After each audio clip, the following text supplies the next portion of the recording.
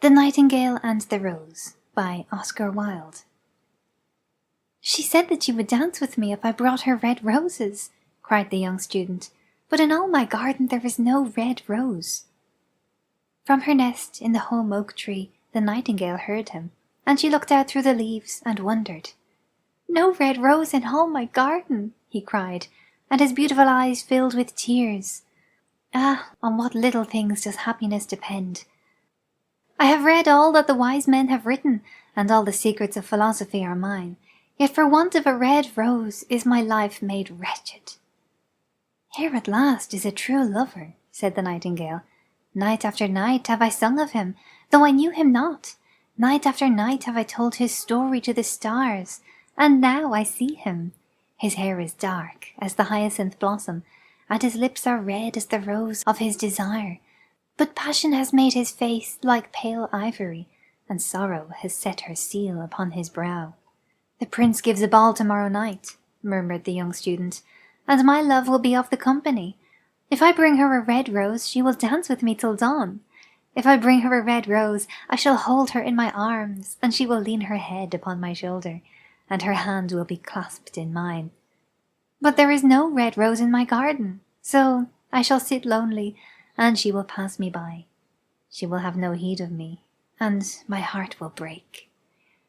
"Here indeed is the true lover," said the nightingale. "What I sing of he suffers. What is joy to me, to him is pain.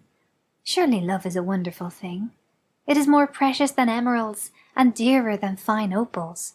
Pearls and pomegranates cannot buy it, nor is it set forth in the marketplace. It may not be purchased of the merchants, or can it be weighed out in the balance for gold."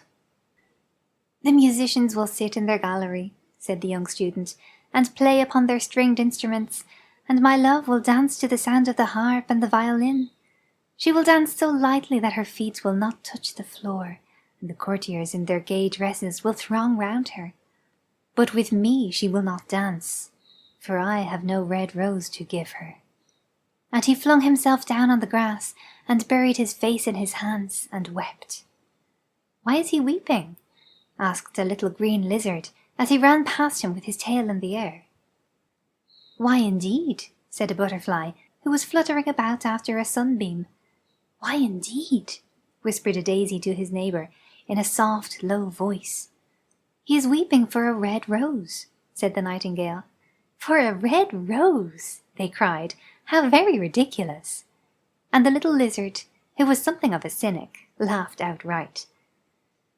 But the nightingale understood the secret of the student's sorrow, and she sat silent in the oak tree and thought about the mystery of love. Suddenly she spread her brown wings for flight and soared into the air. She passed through the grove like a shadow, and like a shadow she sailed across the garden. In the centre of the grass plot was standing a beautiful rose tree, and when she saw it, she flew over to it and lit upon a spray. "Give me a red rose," she cried, "and I will sing you my sweetest song." But the tree shook its head. "My roses are white," it answered, "as white as the foam of the sea, and whiter than the snow upon the mountain. But go to my brother who grows round the old sundial, and perhaps he will give you what you want." So the nightingale flew over to the rose tree that was growing round the old sundial. "Give me a red rose," she cried, "and I will sing you my sweetest song." But the tree shook its head. "My roses are yellow," it answered, "as yellow as the hair of the mermaiden who sits upon an amber throne, and yellower than the daffodil that blooms in the meadow before the mower comes with his scythe. But go to my brother who grows beneath the student's window, and perhaps he will give you what you want." So the nightingale flew over to the rose tree that was growing beneath the student's window.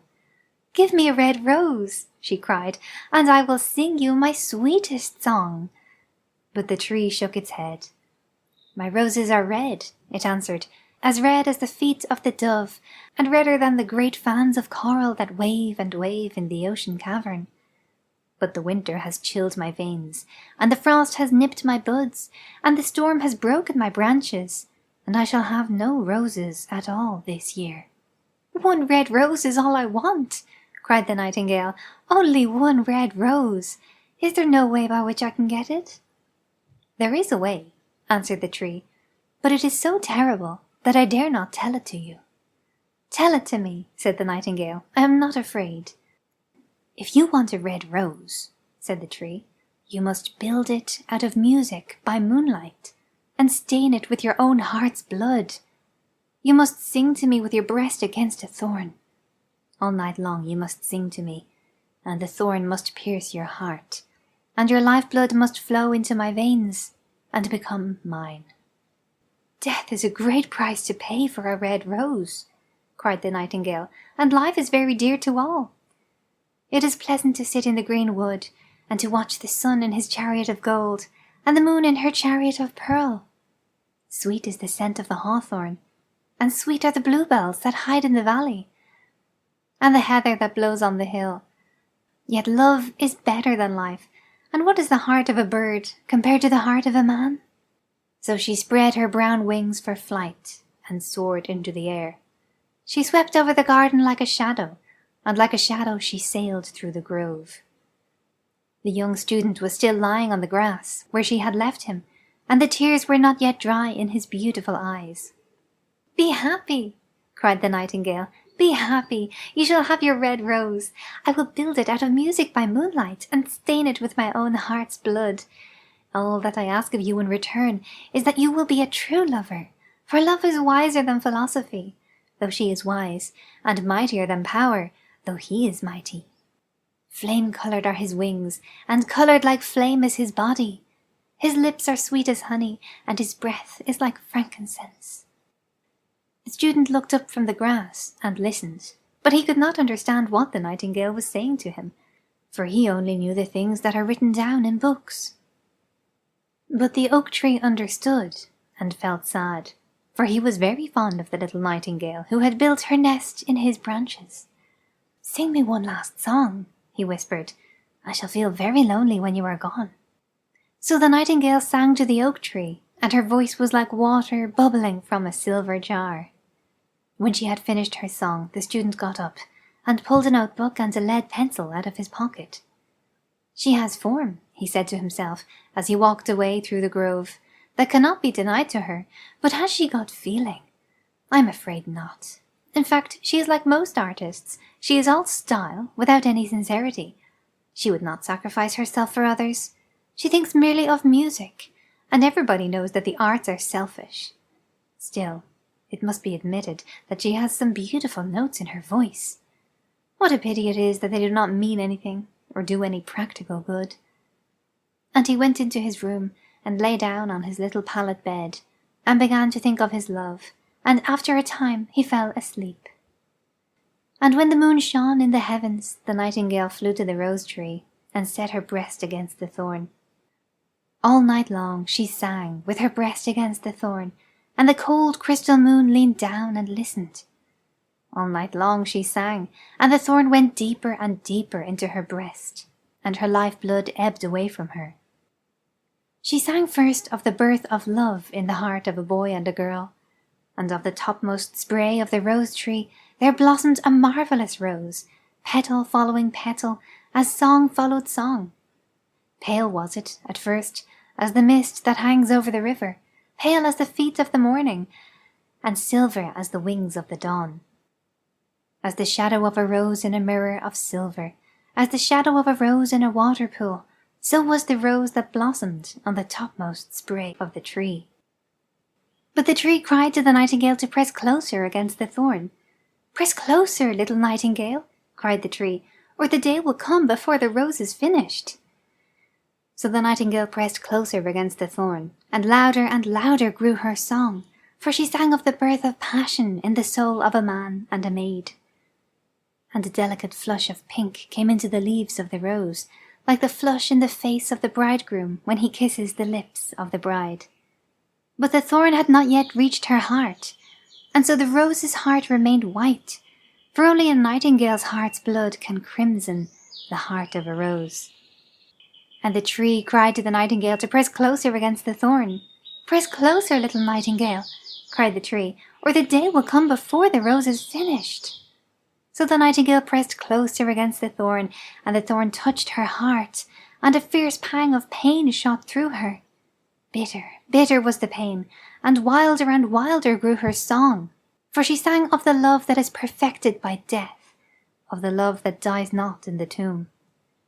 And the marvellous rose became crimson, like the rose of the eastern sky. Crimson was the girdle of petals, and crimson as a ruby was the heart.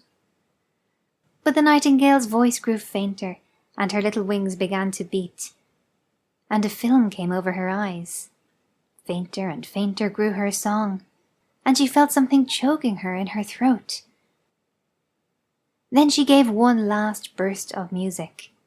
The white moon heard it, and she forgot the dawn, and lingered on in the sky. The red rose heard it, and it trembled all over with ecstasy, and opened its petals to the cold morning air. Echo bore it to her purple cavern in the hills, and woke the sleeping shepherds from their dreams. It floated through the reeds of the river, and they carried its message to the sea. "Look, look!" cried the tree, "the rose is finished now." But the nightingale made no answer, for she was lying dead in the long grass, with the thorn in her heart. And at noon the student opened his window and looked out. "Why, what a wonderful piece of luck! Here is a red rose! I have never seen any rose like it in all my life. It is so beautiful that I am sure it has a long Latin name." And he leaned down and plucked it. Then he put on his hat and ran up to the professor's house with the rose in his hand. The daughter of the professor was lying in the doorway, winding blue silk on a reel, and her little dog was lying at her feet. "You said that you would dance with me if I brought you a red rose," cried the student. "Here is the reddest rose in all the world. You will wear it tonight next to your heart, and as we dance together it will tell you how I love you."